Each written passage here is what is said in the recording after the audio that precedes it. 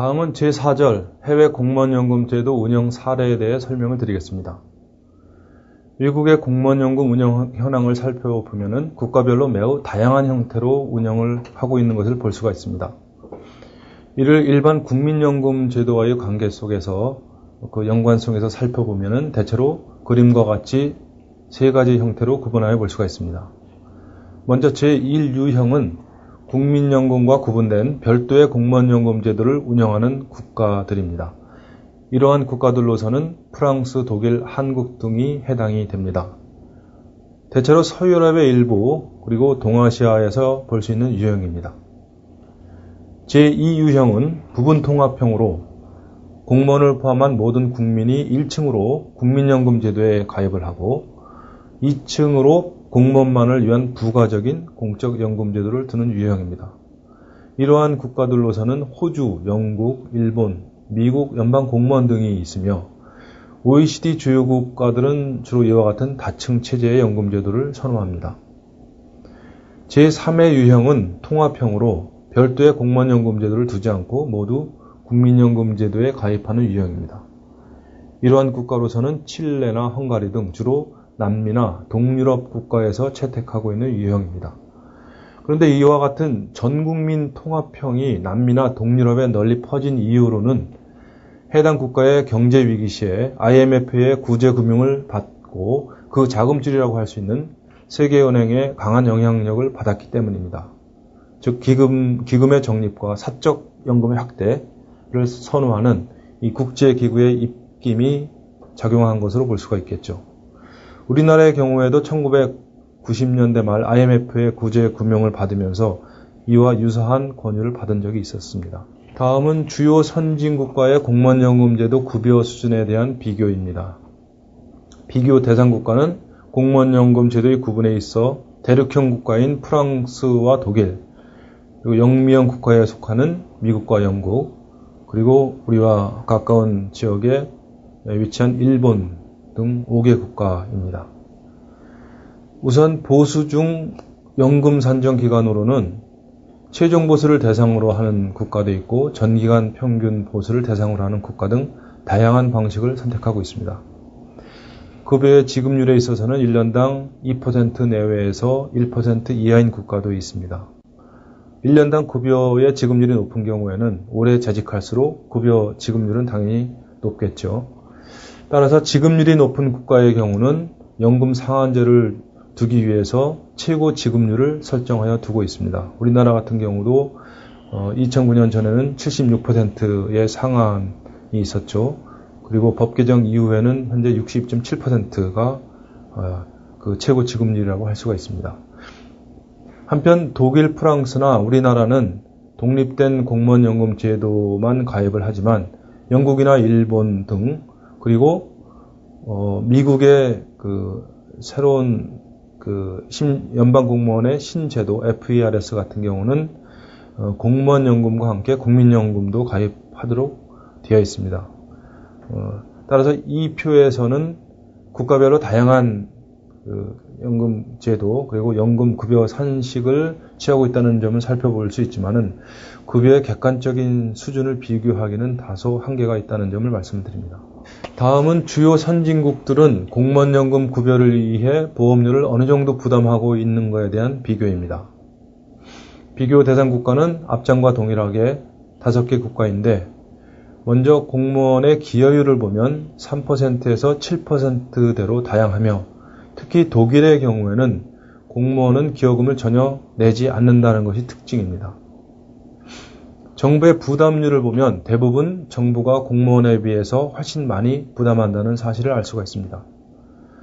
또한 우리나라와 달리 그 개인의 기여금률은 정하고 있지만은 많은 국가들은 특별히 정부의 법정 비용 부담률을 정하여 놓고 있지 않습니다. 이와 같은 이유의 하나로서는 전통적으로 퇴직 공무원에게 지급되는 연금은 민간의 연금과 달리 보수의 연장으로 보는 시각이 많기 때문입니다. 또한 모든 재원은 궁극적으로는 정부의 예산을 통해 조달되고 있기 때문입니다. 결국 공무원의 보수도 기여금도 그리고 정부 부담도 모두 예산에서 나오는 것이므로 굳이 부담률을 정하지 않고 개인 기여금률은 정하는 대신 나머지 비용 부담은 정부가 지원하는 그런 방식이지요. 반면에 우리나라 같은 경우는 공무원과 정부가 동률의 보험료를 부담을 하고 그리고 연금 수지 부족액을 정부에서 추가로 보전해주는 방식을 취하고 있습니다. 이렇게 되면 법정 부담률 외의 보전금은 지원하지 않아야 될 것으로 추가적으로 지원한다는 인상을 갖기 쉽습니다. 따라서 우리의 경우도 사용주가 부담해야 할 부담금과 보전금을 구분하지 않는 방향으로의 제도 개선도 검토해 볼 필요가 있다고 생각합니다. 외국과의 비교 마지막 부분으로 주요국 공무원연금 재정 안정화 개혁 사례를 살펴보도록 하겠습니다. 우리는 1990년대 후반부터 공무원연금 개혁이 시작이 되었지만 선진국의 경우에는 1970년대 이후부터 개혁의 필요성이 제기가 되었고 1980년대부터 개혁을 실시한 나라가 생겨났습니다. 그리고 본격적인 개혁은 1990년대 이후부터 이루어지게 되는 것을 볼 수 있습니다. 그런데 공무원연금 개혁의 특징은 일반 국민연금 제도의 개혁과 달리 공공부문 개혁의 일환으로 시작되었다는 점입니다. 달리 말해서 공무원 수의 축소, 인건비 지출 억제 등 그리고 업무의 효율성을 강조하는 등 이러한 어떤 공공부문의 효율성과 함께 연금 개혁도 포함되어 추진이 되었습니다. 우리의 경우도 1990년 말 경제위기 시에 공무원이 대량으로 퇴직이 되었고 이에 대한 연금 지급 부담으로 2000년 공무원연금 개혁이 단행된 사례가 있습니다. 외국의 개혁 사례를 보면 제시된 표와 같습니다. 일본과 미국이 1980년대 중반에 개혁을 단행하였고 곧이어 유럽의 제 국가들이 본격적인 연금 개혁을 시작하였습니다. 이러한 개혁은 다양한 형태로 나타나게 되는데 주요 특징으로서는 신구 공무원을 분리한 구조적인 개혁을 선호하되 점진적이고 지속적인 개혁을 추진하고 있다는 점입니다. 한편 공무원연금 제도만 독립적으로 두기보다는 1층은 전 국민이 가입을 하고 그 위에 부가적으로 공무원연금 제도를 설립하는 다층 제도를 선호하고 있습니다. 이와 함께 개인저축의 활성화를 추진하여 국가의 비용 부담은 억제하고 개인 책임을 강조하는 그러한 방향으로의 개혁이 되고 있다는 점을 말씀드릴 수 있습니다. 지금부터는 제5절 재정 현황과 향후 전망 부분에 대한 설명을 드리도록 하겠습니다. 먼저 공무원연금 재정 현황에 대해 설명을 드리면 다음에 제시된 바와 같이 공무원연금 재정은 처음에는 수지상 지속적인 흑자를 기록하다가 제도가 점차 성숙하면서 기금의 증가 속도가 둔화되어 갔습니다. 그러다가 1997년 말 경제위기로 대대적인 공무원 퇴직 사태가 발생하면서 적립된 기금의 급격한 하락세를 겪게 됩니다. 그러나 2000년 연금법 개정으로 보전금 제도가 도입되면서 다시 기금은 안정적으로 증가하기 시작하였습니다. 연금 수지 부족액이 발생하면 기금 대신 보전금으로 메꾸어 주고 있기 때문에 기금은 일정 수준에 이르기까지 지속적으로 증가시키는 것을 목표로 하였기 때문입니다. 따라서 보전금은 2001년 이래 계속적으로 증가하고 있으며 앞으로도 일정 기간 동안 계속 증가할 것으로 전망되고 있습니다. 이와 같은 상황에서 일부에서는 현재 보유기금을 모두 활용하고 정부 지출을 줄이자는 견해도 있습니다. 그러나 현재 적립기금은 6조 원 정도인데 이는 한 해 지출액 8조 740억 원에도 미치지 못하는 수준입니다. 뿐만 아니라 퇴직자가 일시적으로 증가하는 경우에 원활한 연금 지급을 위한 위험준비금으로서의 일정 규모의 기금 보유도 필요합니다. 따라서 보전금과 별도로 기금 규모가 일정한 수준까지 이를 때까지 적립할 필요성이 있다고 할 수가 있습니다. 이와 같은 재정 불균형 구조를 설명하기 위한 지표로서는 수익비, 공무원의 수익비를 들 수가 있습니다. 수익비란 얼마를 내서 얼마를 받는 것에 관한 분석을 말하는 것입니다. 다시 말하면 공무원 개인과 정부 부담금의 총 납부액에다 퇴직 시까지의 증식분을 합한 총액 대비 퇴직 후 사망 시까지 받게 될 총 연금액에 대한 금액과의 비교입니다. 이는 과거에 납부한 금액과 먼 미래에 받게 될 금액에는 실질적인 그 가치의 차이가 있으므로 일정 시점, 즉 퇴직 당시의 금액으로 할인 또는 할증을 한 현가로서 비교를 하게 됩니다. 이를 도식하면 다음과 같습니다.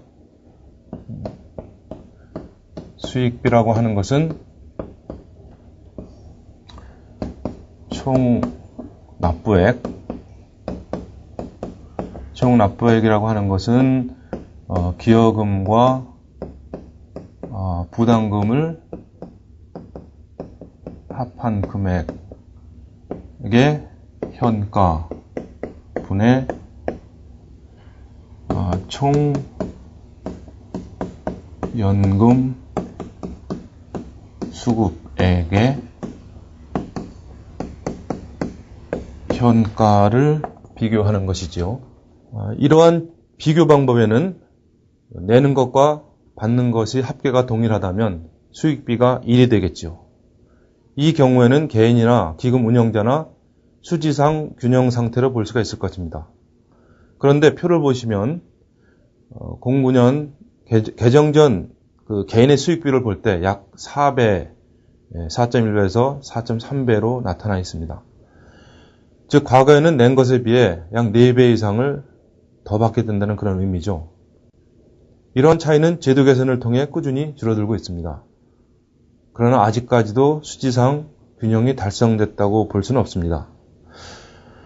다만 수익비가 1이 되도록 하는 것이 제도 개혁의 궁극적인 목표일까? 그것은 아니라고 생각합니다.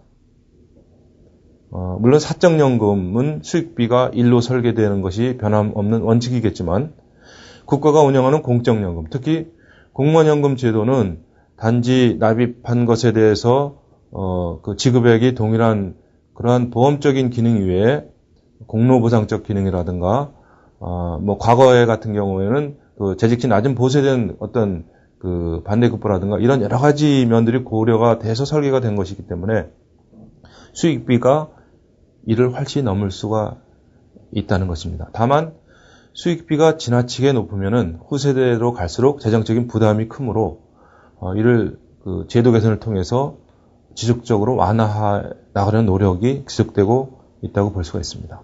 그러면 공무원연금 재정 문제가 발생한 근본 원인이 수지 불균형의 재정구조, 재정적인 구조에 기인됐다고 설명을 드렸는데 다른 이유는 또 어떤 것이 있을까요? 다른 이유로서는 연금제도의 성숙이 재정 압박의 또 다른 요인이라고 할 수가 있습니다. 연금제도가 사람도 아닌데 어떻게 성숙이 되었다고 표현할 수 있을까요? 그것은 연금수급자가 늘어나게 되어서 재정적인 부담이 되는 시점이 되면 보통 공적연금이 성숙되었다는 표현을 하게 됩니다.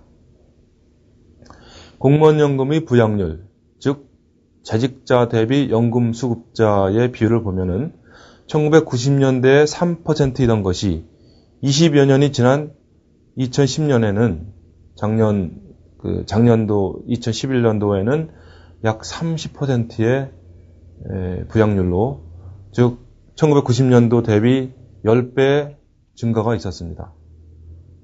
다시 말씀을 드려서 100명의 재직자가 3명의 연금수급자를 부양하던 것이 이제 10명의 재직자가 3명의 연금수급자를 부양한다는 의미가 되는 것입니다. 또 다른 재정 문제의 발생 요인으로서는 그 고령화 현상을 들 수가 있습니다. 고령화 현상이라는 것은 비단 연금뿐만이 아니고 고용이라든가 여러 가지 사회적인 그 변화에 영향을 주는 요소이지만 특히 이 연금 부분에 있어서는 고령화 현상이 굉장히 큰 어떤 재정적인 요인, 재정적인 압박의 요인을 가져다 두는 것으로 볼 수 있습니다. 오래 산다고 하는 것이 개인에게는 축복이 될 수 있지만 재정을 부담하는 입장, 즉 현 세대와 미래 세대에게는 그만큼 부담이 가중된다는 의미로 해석이 될 수가 있습니다. 그 표를 보시면 국민의 평균 수명이 2010년에는 79.6년이 되어 있습니다. 한 세대를 보통 30년으로 잡는다면 한 세대 전인 1980년 80년대 평균 수명이 65.7세에 비해 약 15해, 15년의 수명 연장이 되었습니다. 이는 곧 연금을 평균 15년치를 더 받게 된다는 의미가 됩니다. 앞으로 이러한 고령화 추세는 더 심화될 것으로 예견되므로 현 제도를 그대로 유지한다면 그만큼 후세대의 재정적인 부담도 늘어날 수밖에 없을 것입니다. 지금까지 설명드린 연금 재정 불균형 구조 속에서 향후 연금 재정의 전망은 어떠할까요? 이 그림은 그 결과를 보여드리는 표입니다. 좀 전에 설명드린 부양률을 보시다시피 장기적으로 약 80% 내지 90%에 이르게 됩니다.